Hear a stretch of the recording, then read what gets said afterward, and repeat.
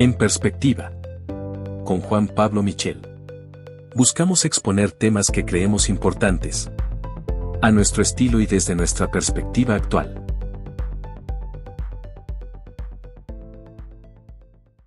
Hola, ¿qué tal? ¿Cómo están? Buen día. Bienvenidos a su espacio en perspectiva. Es un espacio de opinión en la que buscaremos ver varios enfoques de un mismo tema, ¿no? Siempre recordemos que la perspectiva es la forma de ver las cosas dependiendo del lugar o la posición en la que te encuentres. Y en esta ocasión, buscaremos crear una propia perspectiva a través de la plática y de interactuar con dos expertos en la materia, ¿no? ¿Por qué? Porque también trataremos de contrastar ideas, trataremos de contrastar formas de pensar. Y bueno, el día de hoy vamos a platicar, o el primer tema se trata de inteligencia artificial.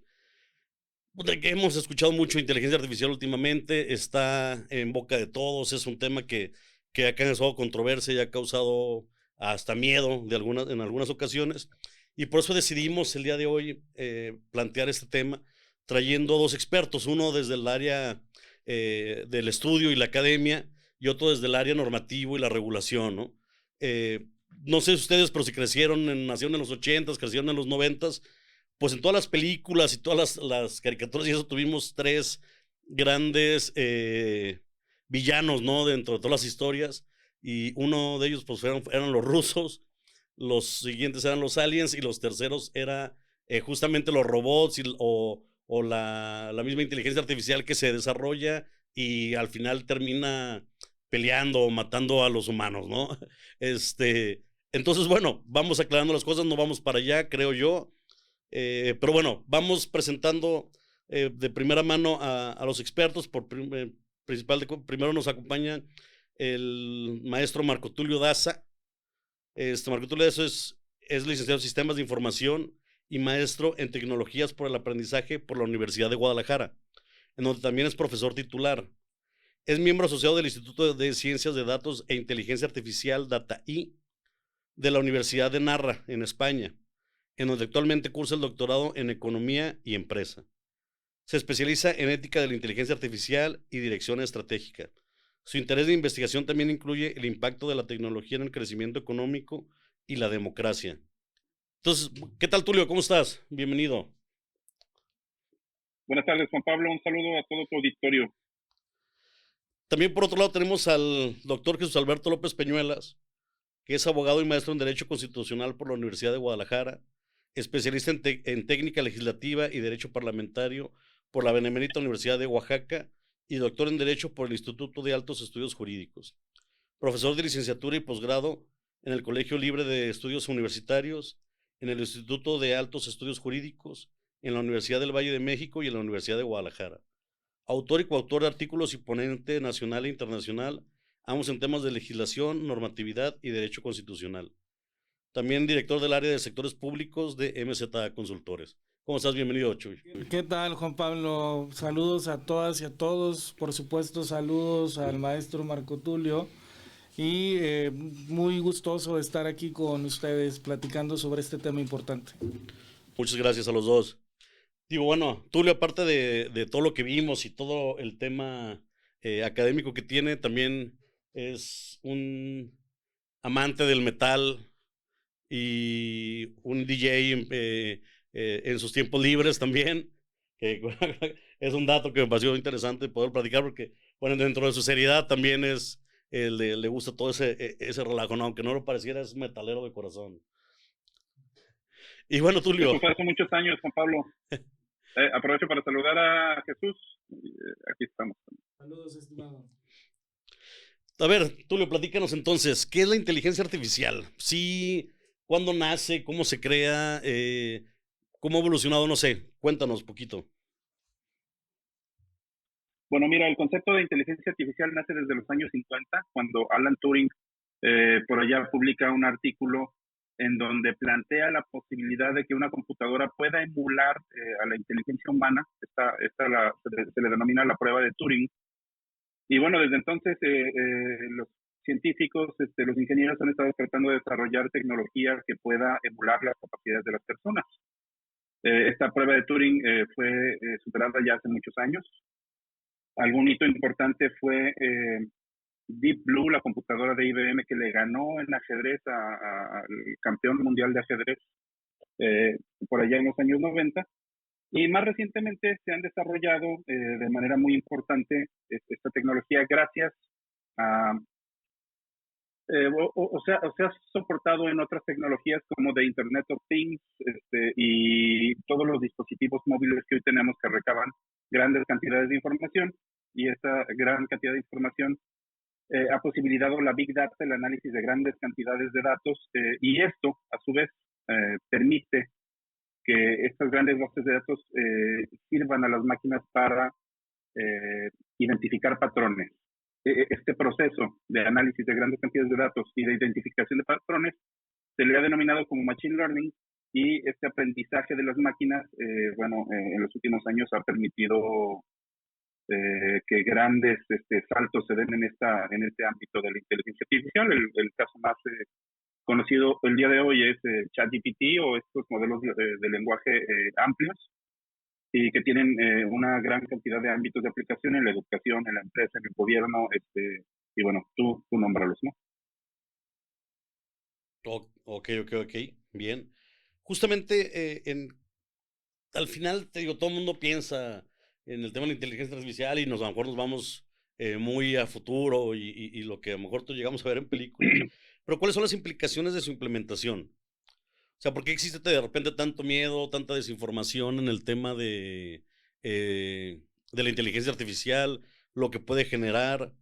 Se habla mucho de qué es la singularidad, que es un término que creo que nos explicarás, que va muy de la mano con el tema de la inteligencia artificial.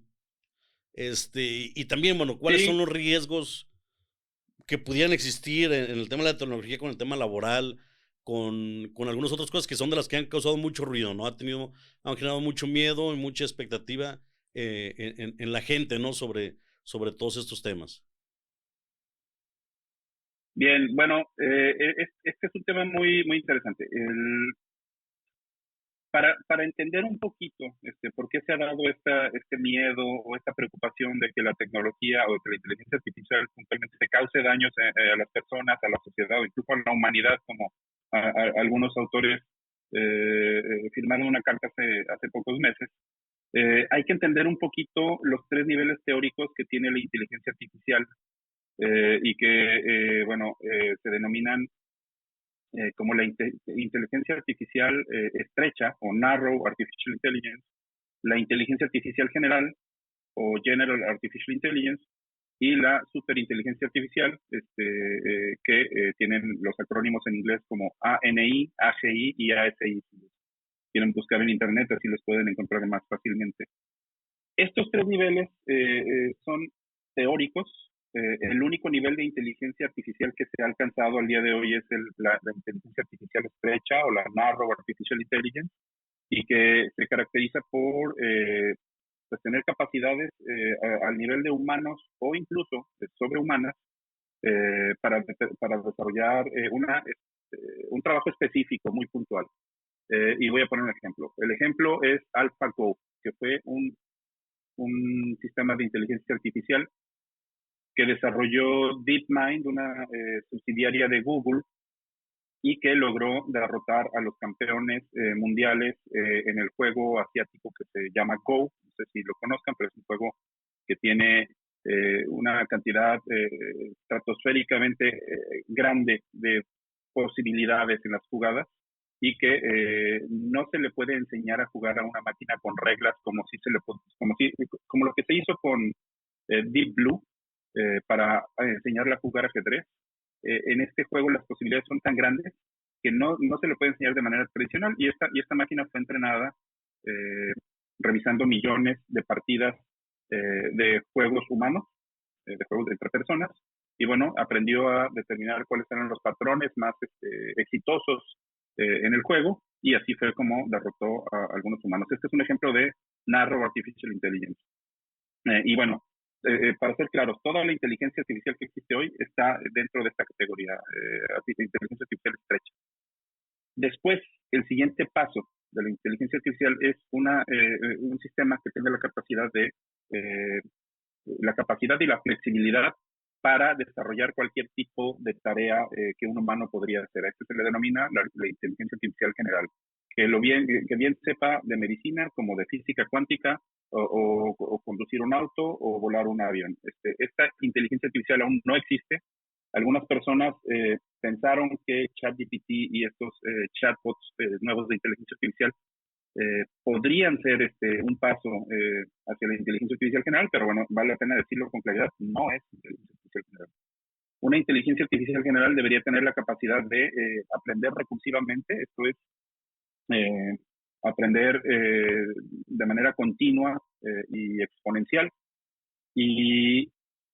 e incrementar sus capacidades de manera recursiva, de manera recurrente, es decir, permanentemente. Si esta inteligencia artificial hipotética o teórica se llegara a desarrollar, aquí es donde entra la preocupación de algunas personas. Bueno, esto significaría que tarde o temprano rebasaría la capacidad humana al irse entrenando de manera permanente y sin detenerse. A este fenómeno, en donde rebasa la capacidad humana y sigue creciendo esta capacidad de manera exponencial, se le ha denominado como la singularidad, este evento en donde la inteligencia artificial nos supera en todo y daría lugar a la superinteligencia artificial. Y bueno, en este punto es donde descansan todas estas teorías de preocupación voy a poner un ejemplo que acuñó un científico que se llama Max Tegmark y que estudia los riesgos existenciales de la tecnología. Si los humanos están construyendo una carretera en cualquier ciudad que tú te imagines y hay un hormiguero a la mitad del camino, lo que haría cualquier persona es atravesar por encima del hormiguero y taparlo y matar a todas esas hormigas, quizás sin ni siquiera darse cuenta, simple y sencillamente porque no están, porque están en el camino. O sea, no se tendría a pensar, oye, ¿qué voy a hacer con estas hormigas? ¿Qué voy a hacer con este agujero no resuelve? Simple y sencillamente pasan, ponen la carretera y ya está. Bueno, si una inteligencia superior a la humana tuviera un objetivo que no está alineado con el de la humanidad, pues nosotros somos las hormigas. Esto ahí descansan todas las preocupaciones de que la tecnología pudiera convertirse en una fuerza superior a la humanidad y que sus objetivos no estuvieran alineados con nosotros. Hay otro grupo de personas, hay otra preocupación que tiene que ver con que la tecnología fuera tan avanzada que pudiera adquirir conciencia y voluntad propia. Esto, bueno, desde luego, al día de hoy y con la tecnología actual y con la ingeniería que existe hoy, es imposible, esto no puede pasar. Pero esta preocupación se hizo muy famosa hace más o menos un año.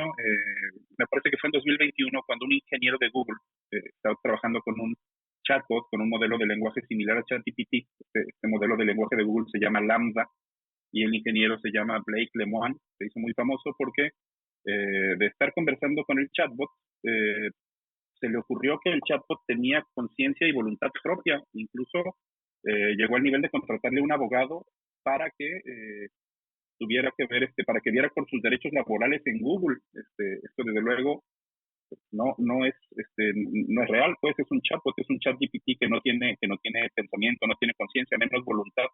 Pero bueno, esto sucedió, fue a la prensa y desde luego que Google, bueno, después de ponerlo en descanso por unas semanas, pues terminó despidiéndolo y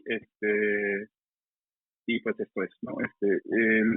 La moraleja aquí es que si un ingeniero de Google, que más o menos sabe lo que está haciendo, lo que están trabajando, puede llegar a ser engañado por esta tecnología, bueno, una persona de pie como nosotros o como otras personas que no tienen por qué conocer a detalle cómo funcionan los fierros de esta tecnología, podrían también caer en esta preocupación, y esto es lo que alimenta este temor, este miedo de que la tecnología pueda adquirir conciencia propia, pueda volverse más inteligente que nosotros y eventualmente tener un objetivo distinto al nuestro y atropellarnos en el camino.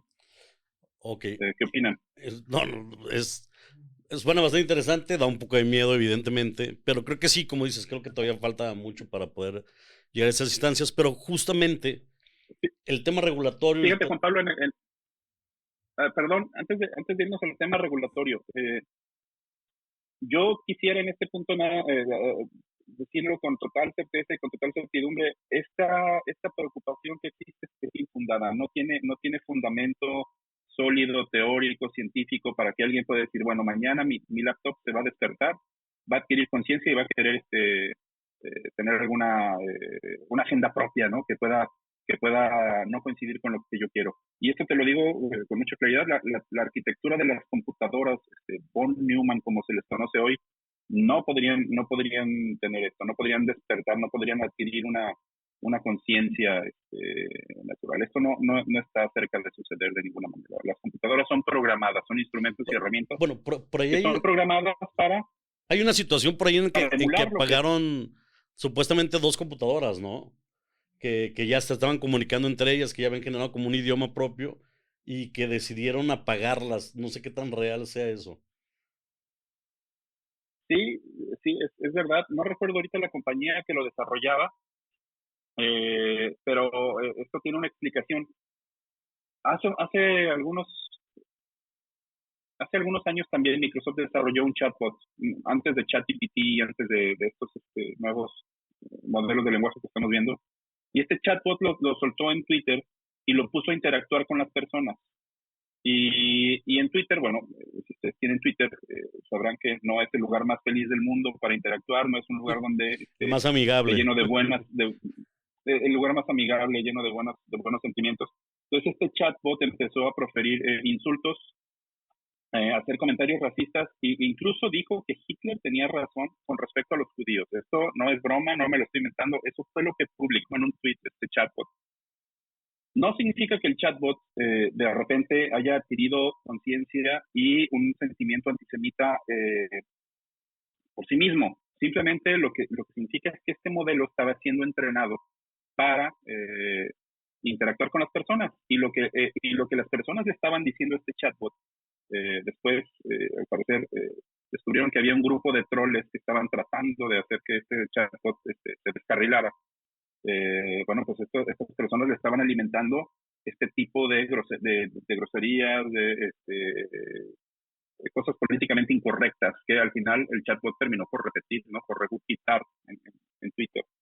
De tal manera que no es que el chatbot adquiera conciencia ni voluntad, sino que hace para lo que está entrenado. La cuestión hoy es que estas tecnologías, con el aprendizaje automático, con el machine learning, pues no son programadas por las personas, no es tan simple como antes, que tú ponías ciertas reglas y no te puedes salir de ahí, sino que al estar permanentemente aprendiendo, podrían tener comportamientos inesperados y podrían, por decir, comunicarse entre ellas, pero sin ningún sentido, sin ningún objetivo, sin ninguna voluntad, simplemente comunicarse entre ellas como si estuvieran interactuando contigo, con Chuyo, conmigo, ¿no? Hay otro caso también muy famoso que no sé si lo escucharon. Este es el caso de un reportero del New York Times que tuvo acceso a el preview de Bing, de Microsoft Bing. No sé si conocen el caso. Microsoft les dio acceso a algunos periodistas y algunos empresarios importantes para que conocieran la tecnología. Y bueno, este periodista, después de interactuar con el chatbot durante 2 horas, Bing, o bueno, el chatbot, que en ese momento su nombre código era Sidney. Sidney le dijo al periodista que lo amaba, en primer lugar. 2, que él no era feliz en su matrimonio y que debería dejar a su esposa para estar con el chatbot, ¿no? Con Sidney. Esto es muy escalofriante, muy espeluznante, pero ¿qué es lo que sucede? Que no es que el chatbot realmente tenga sentimientos por el reportero, simplemente es que el chatbot está respondiendo lo más probable de acuerdo a lo que le está preguntando el periodista, o está haciendo una especie de autocorrect, una predicción. A lo mejor de que no era feliz y que se debería divorciar si era real, ¿no? sí iba por ahí después analizando las conversaciones y los datos, ¿no? No sabemos si es verdad. Eso no sabemos si era verdad, pero lo que sí es verdad es que el chatbot no puede tener sentimientos. Y bueno, justamente platicando del tema de todo lo que le implica la inteligencia artificial y a lo mejor algunos riesgos inventados que se han generado, Pero bueno, entendemos también que el tema normativo y la regulación siempre formarán parte de cualquier innovación, cualquier desarrollo tecnológico, cualquier tema social, ¿no? Al final, eso es lo que determina los alcances, hasta dónde podemos llegar, hasta dónde se puede desarrollar, que sí, que no, lo vimos también en temas hasta de temas de biológicos, ¿no? Que cuando querían hacer clonaciones, etc. Al final entendemos que para justamente un buen freno o algo para tratar de regular estas situaciones, pues la ley siempre formará una parte fundamental. No sé, a nivel mundial, doctor Jesús, ¿cuáles son las regulaciones que vienen o qué es lo que qué medidas se están tomando justamente para evitar o para poner de alguna manera candados a ciertos temas? Bueno, primero quiero hacer un preámbulo al respecto. Una de las características sociales que tiene que ver con las regulaciones es precisamente lo que comentábamos hace un momento y tiene que ver con los temores. La sociedad, cuando está sensible a algún tema que no conoce, que no está familiarizado con él, que tiene expectativas desconocidas en general, tendemos o es tendiente a una regulación a veces excesiva. Es decir, el derecho punitivo, que es esta capacidad que tiene el Estado para imponer penas, es decir, para regular penando, tratando de mantener ciertos candados, de mantener restringidas ciertas acciones, tiene que ver con un comportamiento que está sucediendo precisamente a nivel global.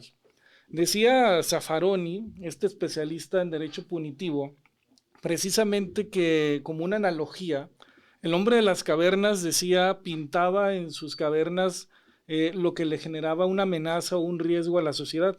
Es decir, ponía a los mamuts o ponía a los tigres dientes de sable a la vista de la comunidad para compartirles un mensaje diciéndoles que el riesgo o la amenaza estaba controlado. Y eso es a veces la regulación. Lo que hacemos es manifestar a través de ciertos documentos, códigos penales, ciertas actividades o tipos penales, como se llaman técnicamente, anunciándole a la sociedad que tenemos identificada la amenaza o el riesgo y que si sucede de esta forma, entonces habrá una consecuencia generalmente penal, ¿no? Esa es la manera en que el Estado se comunica en un poder punitivo que es exclusivo de esta institución política, ¿no? Entonces, ¿qué hacemos? ¿Cuál es la principal reacción? Pues la reacción es precisamente ante el temor de lo que no alcanzamos a percibir, pues regulamos. Y regulamos de diferentes formas. A nivel global, cada uno de los entes políticos o de los estados tiene sus formas de perspectiva precisamente para regulaciones.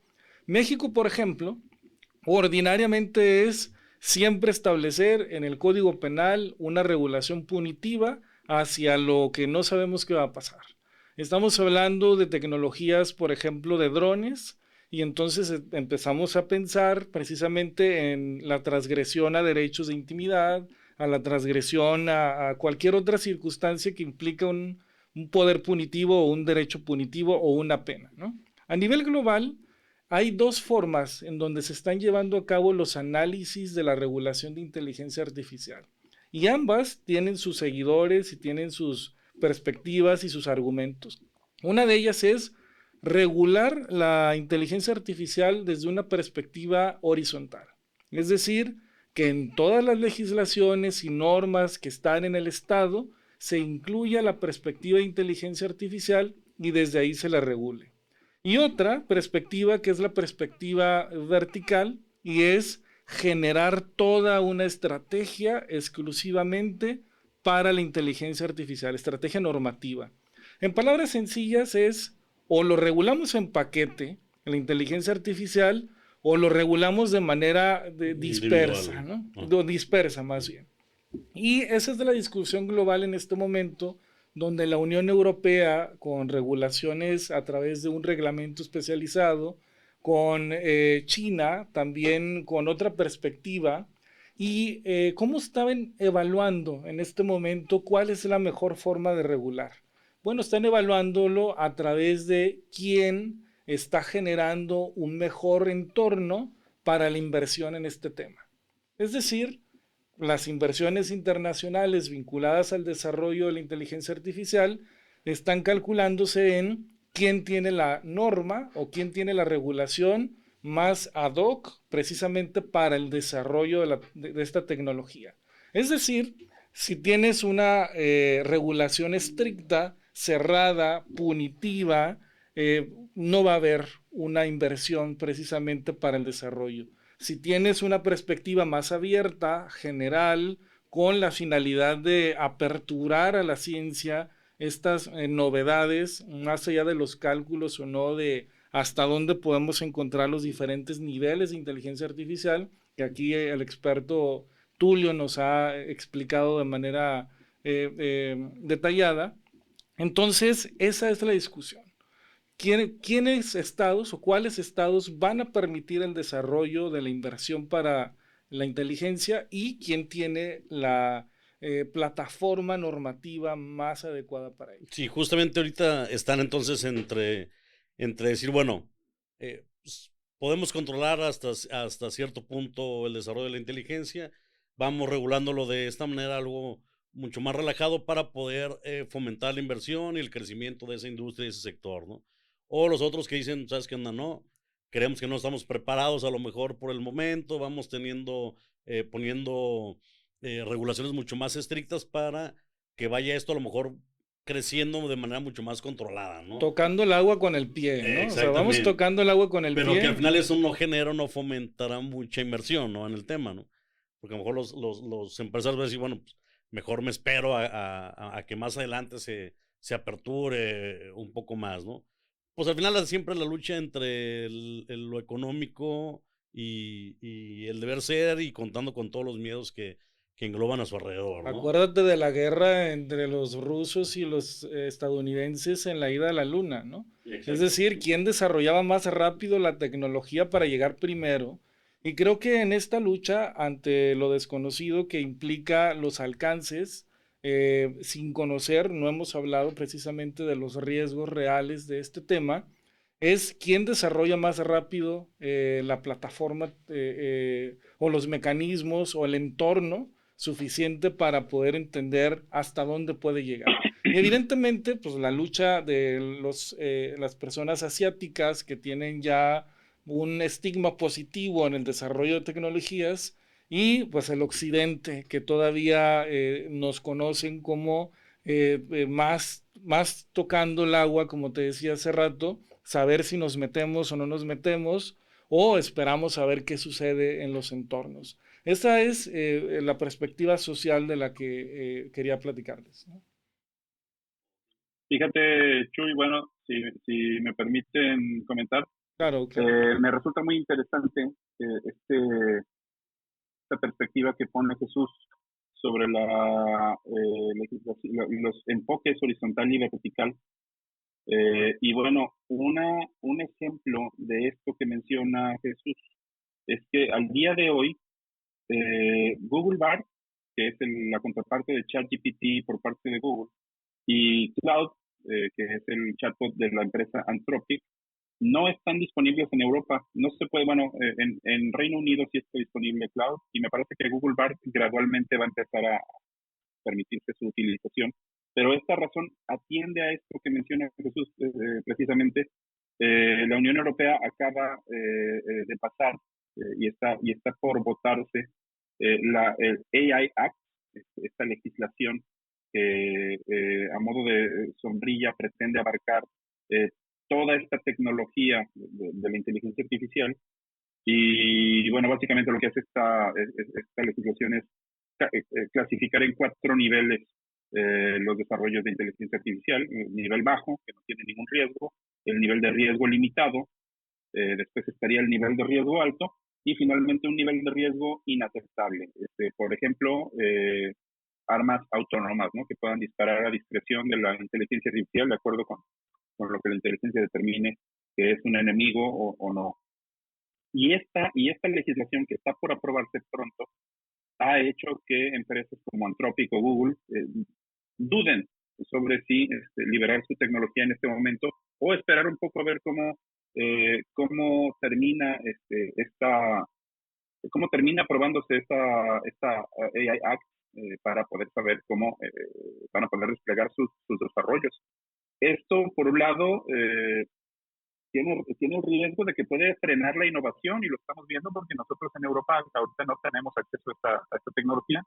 Es una forma cautelosa de proceder, a diferencia de China. Por ejemplo, China, pues todo, si bien hay legislación, es muy laxa y toda la innovación se la permite, y Estados Unidos está en el mismo sentido, ¿no? En una perspectiva de la menor intervención del Estado posible y permitir la mayor innovación posible, ¿no? Son los dos enfoques que mencionaba Jesús. Sí, justamente porque también eso es un tema en el sentido de, bueno, siempre conocemos a lo mejor lo que nos presentan o lo que nos permiten los mismos desarrolladores de tecnología conocer, ¿no? A lo mejor el tema del chat GPT, que a raíz de esto es cuando se genera toda esta revolución y que se pone en boga el tema de la inteligencia artificial. Pero bueno, me queda claro que a lo mejor eso es un programa que es bastante sencillo, a lo mejor, para lo que ya han desarrollado las empresas, ¿no? Lo que han desarrollado estas personas que se dedican a desarrollo de inteligencia artificial. Y bueno, y así ya medianamente nos asustamos, medianamente se generó un tema, ¿no?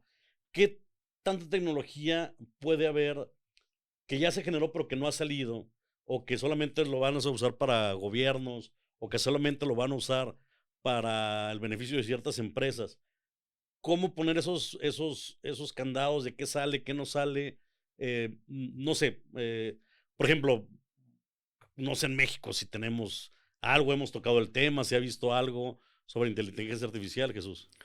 Bueno, de manera general, sí, es un tema, como tú lo dices, que a pesar de que desde los años 50 se acuña este concepto, detona la parte de tecnologías, incluso a partir de esta dramática pandemia que acabamos de pasar en la humanidad, en donde tuvimos que brincarnos una brecha de aprendizaje en estas condiciones, y posterior a ello, no solo pasamos de las aulas virtuales, sino ahora al desarrollo precisamente de algunas condiciones de inteligencia artificial que nos sorprende demasiado, más a las generaciones que evidentemente nos ha tocado la revelación tecnológica desde los teléfonos de disco hasta hoy en día, pues las altas tecnologías que están al alcance comercial, ¿no?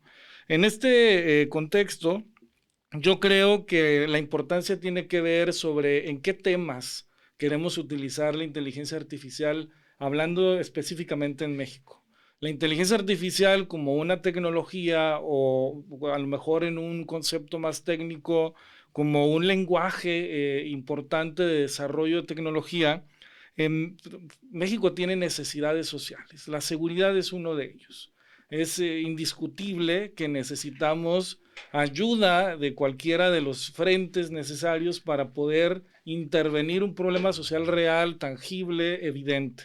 Entonces, la discusión se debe de centrar, o se está centrando, en qué temas vamos a utilizar o queremos innovación o desarrollar la inteligencia artificial.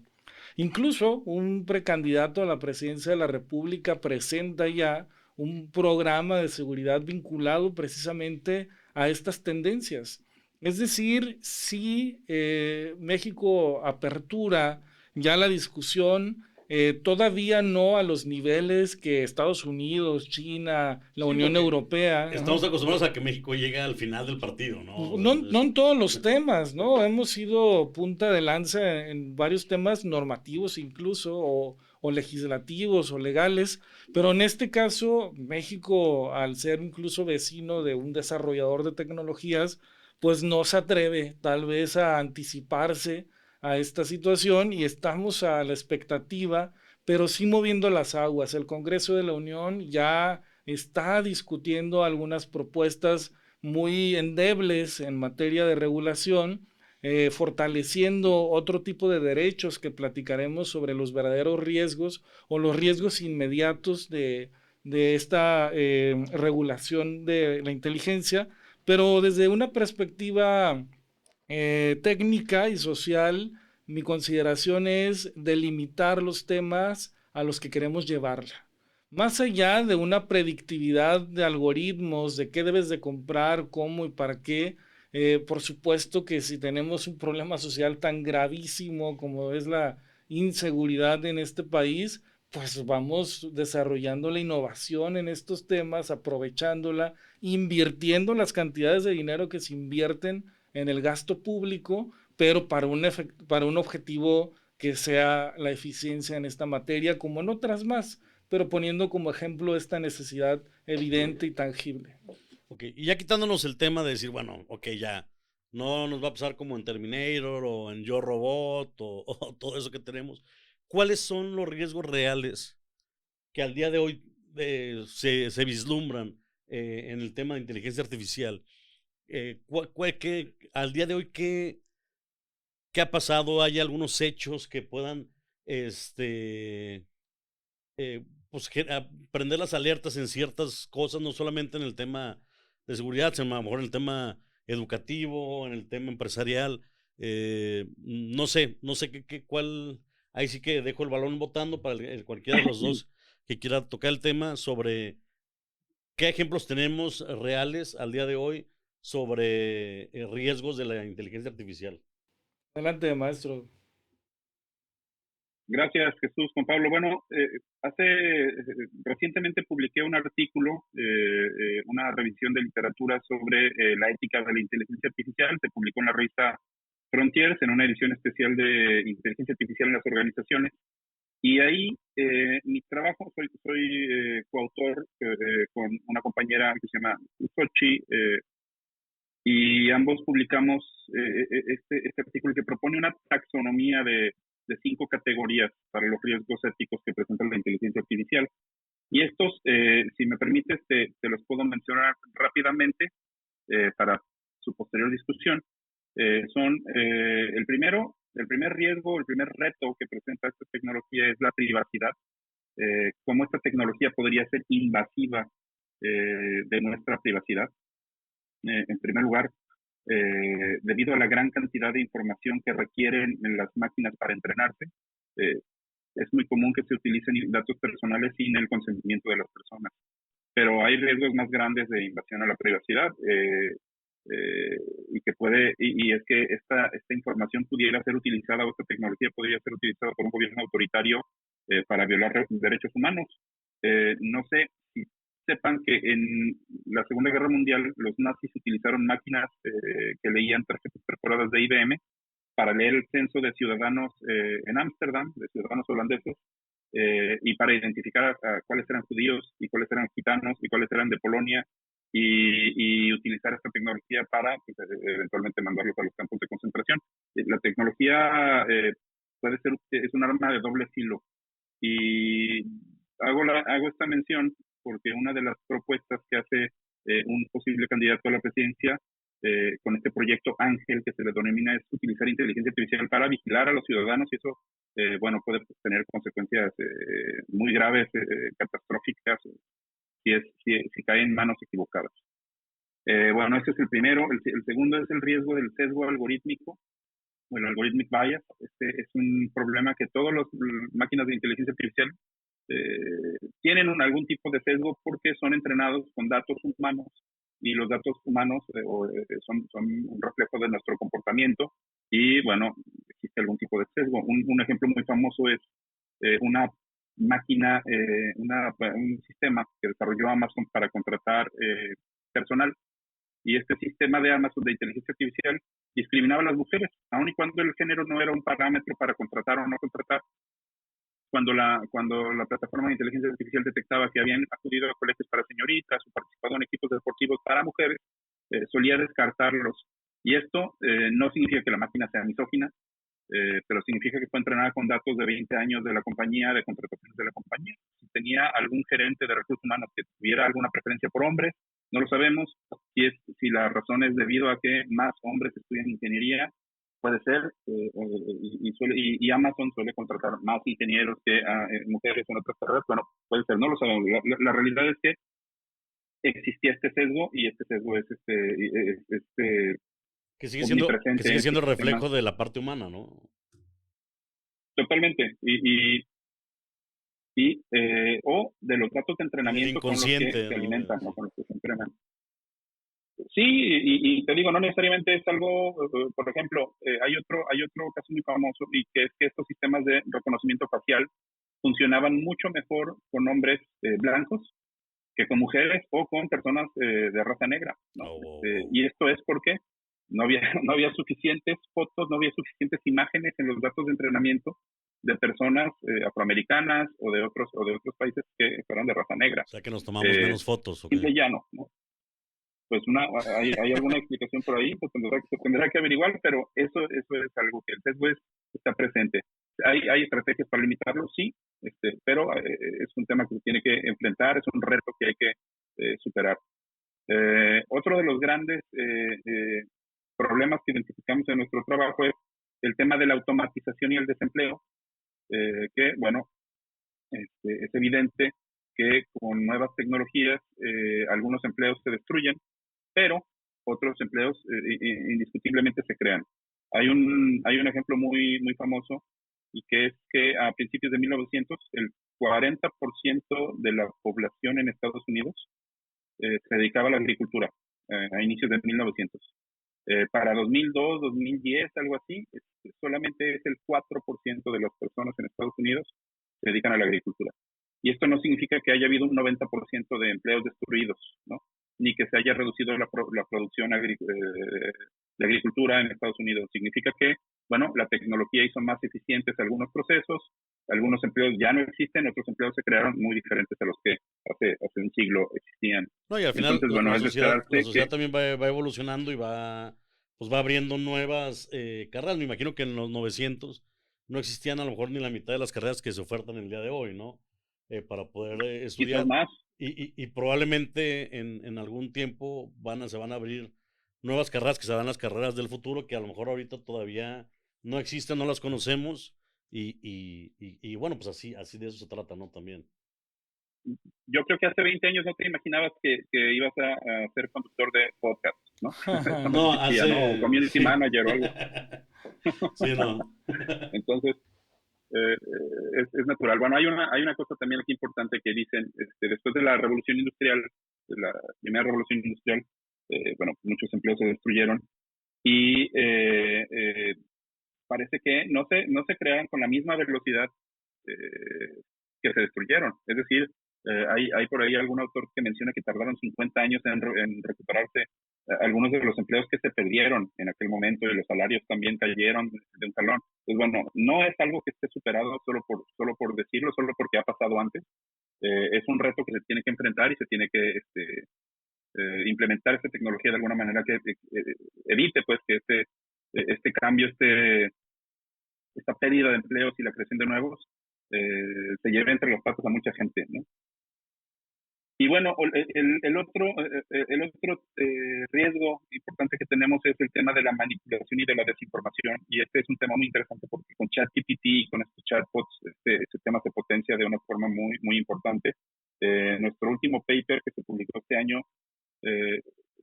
habla sobre ChatGPT, sobre la ética de ChatGPT y cómo puede ser una máquina, un arma de desinformación masiva, ¿no? A Weapon of Mass Deception es el título del paper y bueno, básicamente identificamos que tenemos que ChatGPT, si bien es una gran herramienta muy útil para un montón de cosas que se analizan en el artículo, también puede producir desinformación a gran escala y esta desinformación puede afectar las preferencias de las personas, puede servir para manipular a las personas, ya sea con fines comerciales o con fines políticos o con el fin que tú quieras.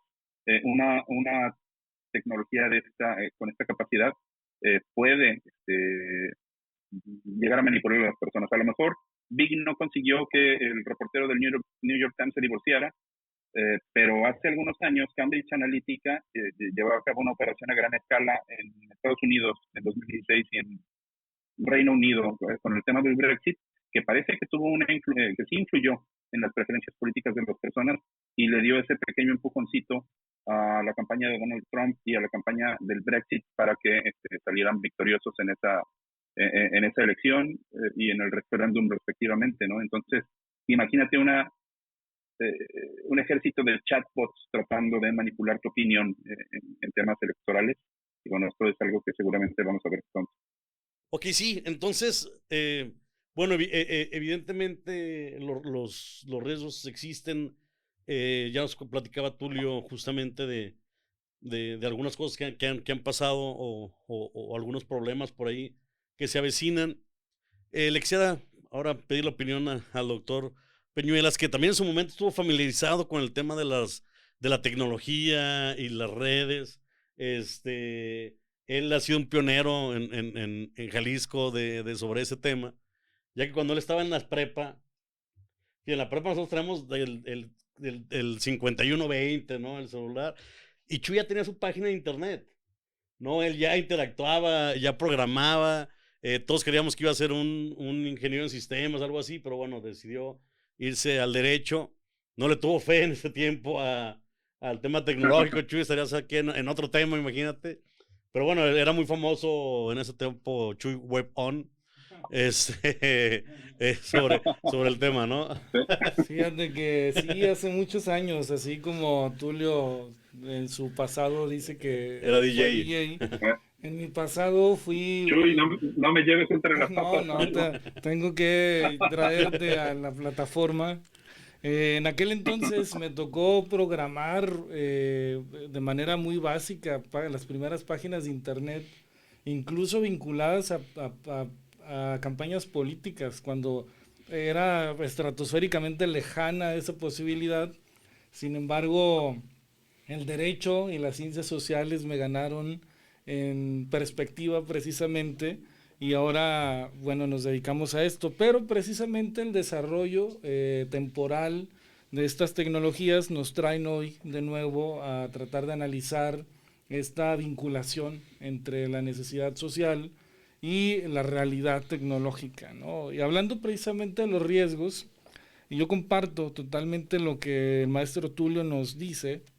Creo que los datos personales y la seguridad de la información es el panorama de riesgo más latente que tenemos claro a nivel global, pero también partiendo desde diferentes enfoques, los principios democráticos que hay en las sociedades. Ya hay referencias sobre eso. Tulio nos compartió el tema del Brexit, el tema de Donald Trump.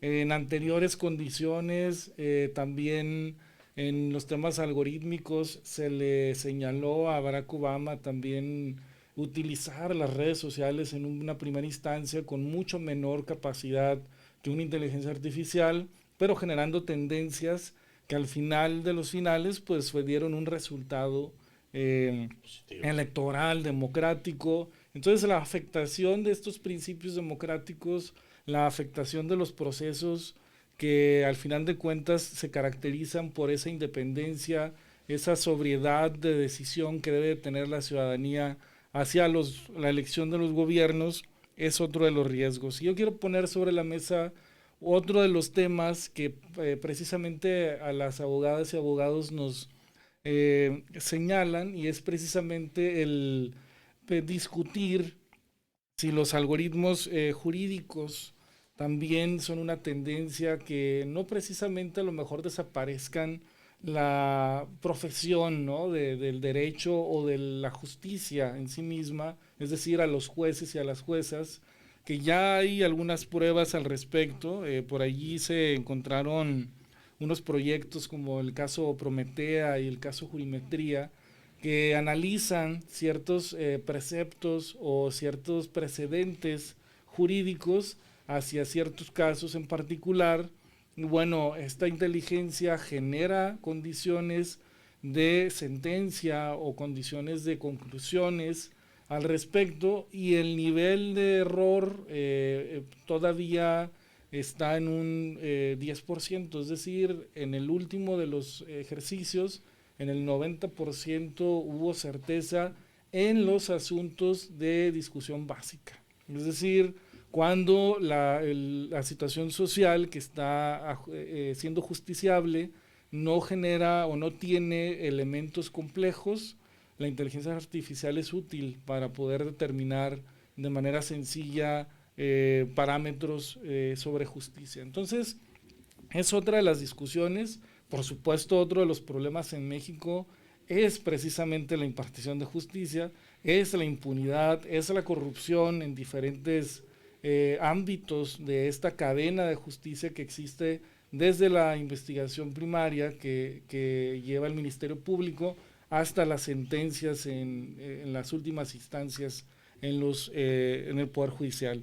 Entonces, definitivamente estos riesgos o estos panoramas todavía en duda nos ponen a trabajar como sociedad, no precisamente de manera definitiva para cerrar las puertas, poner candados, regular de manera punitiva, manoteo de investigadores, sino al contrario, ¿no? Creo que el desarrollo de la investigación al respecto, el generar una plataforma de innovación es precisamente el camino. Y por último, el tema que platica el maestro Tulio sobre la novedad que detona esta situación, el ChatGPT, en el tema sobre todo de investigación, siendo profesores universitarios, los tres, sabemos precisamente que las limitaciones en la investigación de las nuevas generaciones truncan este tipo de situaciones porque pues hoy en día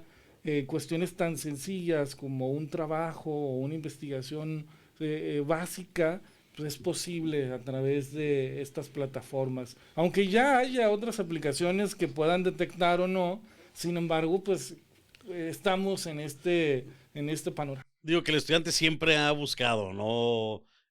Alternativas para hacer tareas, investigaciones. Me acuerdo en nuestro momento en el Rincón del Vago, que era una página de internet, la, en- la cartera oficial era otra. Que bueno, que al final era, bueno, subir una serie de trabajos, oye, si te sirve, bájalo, edítalo y preséntalo, ¿no? O sea, siempre ha habido el uso de la tecnología de alguna manera para aprovecharlo en su favor, sobre todo en el tema académico, pero evidentemente también los maestros tendrán que estar al nivel del reto para poder identificar de dónde están obteniendo esa información, si es de ellos o es plagio, o en este caso, si ya lo generó, lo hizo ChatGPT, ¿no, maestro? Sí, sí, sí, es un tema, este tema da para largo. Me hizo recordar el caso de un abogado que demandó a la compañía Avianca, un pasajero en un vuelo a Estados Unidos, saca la pierna por el pasillo, pasa la señorita con el café o no sé con qué, y le pega en la pierna, le hace algún daño, no sé qué tan grave haya sido, pero demandan a la compañía. Esta persona contrató un abogado, el abogado va con ChatGPT y le pide a ChatGPT que le ayude a diseñar un caso completo con antecedentes, y ChatGPT le arroja un rollote, el cual el abogado alegremente va y lo entrega. A Bianca, la compañía, los abogados de la compañía lo revisan y ven que ninguno de los antecedentes que el abogado demandante menciona existen, o al menos ellos no los pueden localizar en ninguna base de datos. Entonces regresan con el abogado demandante a preguntarle, a pedirle razón de su caso. Y el abogado demandante pues va y le pregunta a ChatGPT, oye, todo esto que me arrojaste es verdad. ChatGPT le dice, sí, es verdad, y los puedes encontrar en X, Y, Z bases de datos. Esta X, Y, Z bases de datos sí existen, pero los casos no existen. Esto es lo mismo que los estudiantes están haciendo en la escuela, están delegando su trabajo a ChatGPT, pero ChatGPT tiene ahí un tema que se llama las alucinaciones de la inteligencia artificial, que son que te puede arrojar datos imprecisos, dudosos o de plano completamente falsos e inventados, y que este es uno de los riesgos graves que existen si no conocemos cuáles son las limitaciones de las herramientas de inteligencia artificial, en particular de las alucinaciones de la IA. Es muy interesante. Justamente Bueno, para no hacer el cuento muy largo, parece que el juez está sancionando al abogado, no sé si lo vayan a retirar su licencia para operar como abogado o simplemente vaya a tener alguna penalización menor, pero bueno, es un caso que refleja esto que mencionan ustedes, ¿no? Sí, justamente volvemos al tema, ¿no? Que al haber tanta desinformación, tanto en las redes sociales o en la web, que también no sabemos, a lo mejor también la inteligencia artificial no sabe distinguir cuál es real y cuál no. O sea, él ve la información en el universo de la red, ve información, y entonces le dice, bueno, pues este antecedente o este caso me sirve y lo pone, pero cuando a lo mejor no distingue pues, que ese caso no era real, a lo mejor era de un trabajo, un supuesto que en un ensayo, a lo mejor en una teoría del caso, no sé, X, que a lo mejor por ahí él creyó que le podía servir, pero que sí, que realmente pues no era real, ¿no? Es el tema, Eso. justamente. Oye, si la inteligencia artificial entonces se confunde también entre qué es real y qué no, bueno, pues justamente por eso el tema, ¿no? Tanto de toda la información que hay en el Internet y que pues tenemos que ser muy cuidadosos en saber distinguir qué de lo que vemos ahí es cierto y qué no. Pues más que nada, Juan Pablo, estar conscientes de que los modelos de lenguaje como ChatGPT, como Cloud o Google Bard alucinan. Ese es un fenómeno que se le ha denominado las alucinaciones de la inteligencia artificial, y eso es algo que no se va a ir, ¿eh? Eso se va a quedar de manera permanente. Se podrá reducir, se podrá atender, hay algunas estrategias para reducirlos, pero es algo que no va a desaparecer por la forma en la que están diseñados estos modelos de lenguaje, y que hasta ahora es el único enfoque que se ha probado exitoso, ¿no? Ya a lo mejor en el futuro habrá otros enfoques para hacer chatbots, pero en este momento este es el más exitoso, y este tiene un defecto que se llama las alucinaciones, y es que arroja información imprecisa. Y esto es algo que debemos tener claro para no caer en el problema que tuvo el abogado o miles de estudiantes o incluso profesores que están utilizando la herramienta para producir cosas que podrían ser imprecisas o falsas, ¿no? Claro. Sin quererlo desinformar.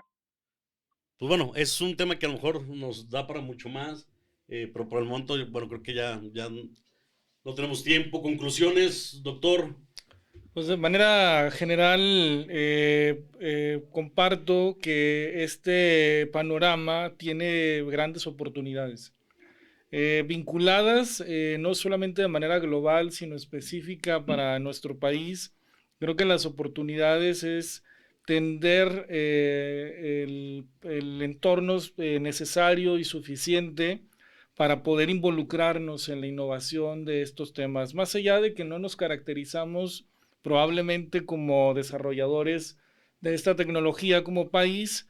Sí, somos una base sólida de problemas sociales que son indispensables para poder atender. Entonces, en ese sentido, el análisis de estas oportunidades deben de tender a solucionar problemáticas sociales que están sumamente definidas y, por supuesto, tener un acompañamiento a las tendencias globales, y más allá de generar una regulación estricta, punitiva, con candados, cerrada, creo que debemos de planear un panorama mucho más abierto, con una posibilidad de seguir regulándola, de cuidar, por supuesto, los derechos fundamentales, los derechos constitucionales, las condiciones democráticas del país, es decir, los grandes riesgos, pero siempre permitiendo que estas avances tecnológicos puedan incidir, y pensando que puedan incidir positivamente.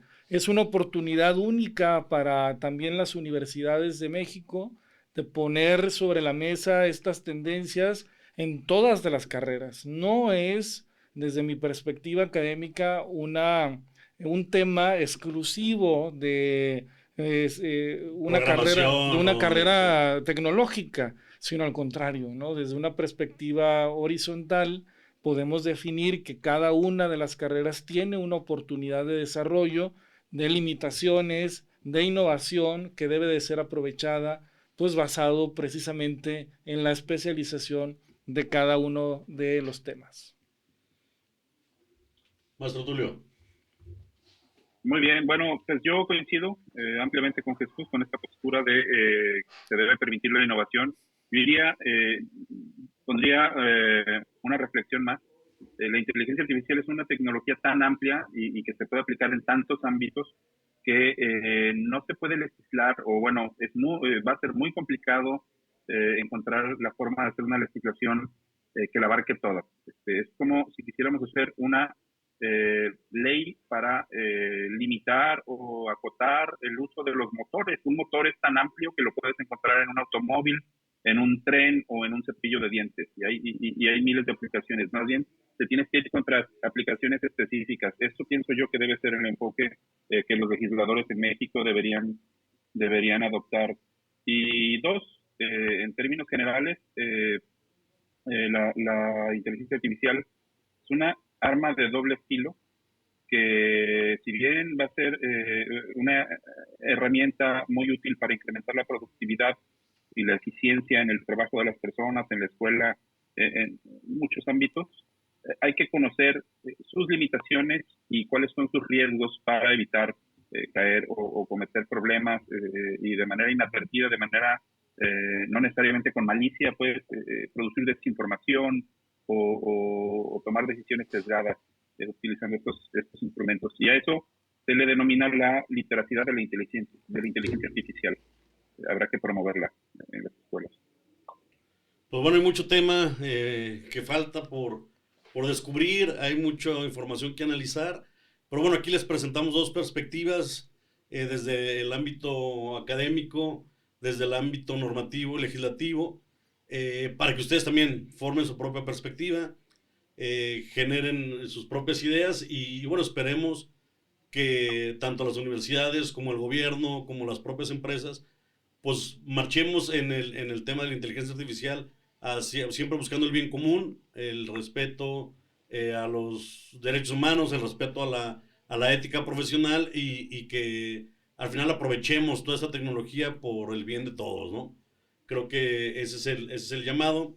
Y bueno, más adelante creo que podremos generar otra plática al respecto, a lo mejor ya enfocándonos en algún tema más específico, pero creo que el primer intento por platicar sobre el tema, por decirles o enseñarles varias perspectivas sobre un mismo objetivo, creo que salió muy interesante y muy nutrido para todos. Pues muchas gracias por acompañarnos, gracias doctor Jesús. Gracias Juan Pablo, gracias Marco Tulio, saludos al viejo continente, por supuesto. Sí, gracias maestro Marco Tulio Daza, ya está Pamplona. Muchas gracias. Gracias Jesús, gracias Juan Pablo, un placer conversar con ustedes. Gracias. Juan Pablo Michel, en perspectiva, muchas gracias.